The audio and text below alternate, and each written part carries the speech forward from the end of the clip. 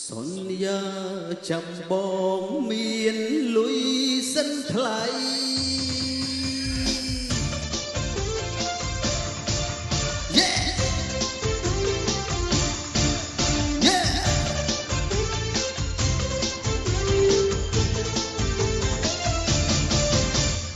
មានប្រាំងរៀបការតិចការទៅពឹងម៉ែពឹងឪគាត់មានតែស្រែនឹកស្រមៃចំខ្លាយជាអ្នកមានដែរនឹងប្រាប់ឲ្យម៉ែចូលស្ដីជីវ៉ា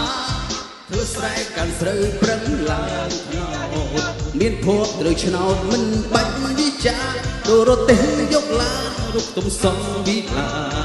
ក្រោយរៀបការលែងភ័យ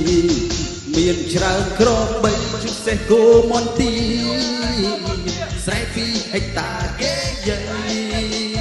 ប៉ាស្រូវខាងឈីបានថ្លៃសេដ្ឋីសុខស្រែគឺបងតែដល់ពេលនេះបងជីកបីនៅឡើយទេបាននេះសូមញ៉ាជូនដល់អ្នកមិនបានស្ដាប់ផងបាទអូយអរគុណបងអរគុណគ្មានប្រាំងរៀបការដេញកើតទៅ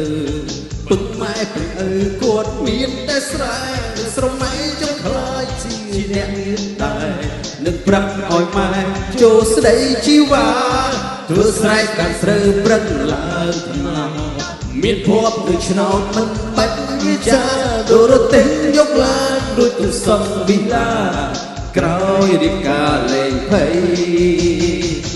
មានច្រើនក្របីជុំសេកូមន្ទីរូបសេកូមន្ទីតែ2 ហិកតាគេយាយបើស្រូវហាងឆេងបានថ្លៃសេដ្ឋីសុខស្រែគឺបងតែដល់ពេលនេះបងជិះក្របីនៅឡើយទេ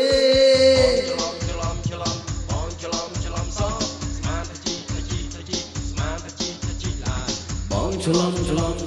បងច្រឡំសនឹកស្ថាប័នស្គាល់ឡាននឹងជីបីតាមពីស្រែស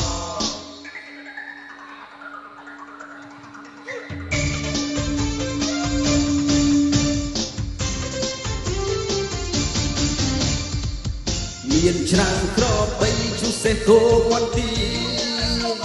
ស្រែ2 ហិកតាគេយាយបើស្រូវហាងឆេងបានថ្លៃសេដ្ឋីសុខស្រែគឺបងតែដល់ពេលនេះបងជិះក្របីនៅឡើយទេ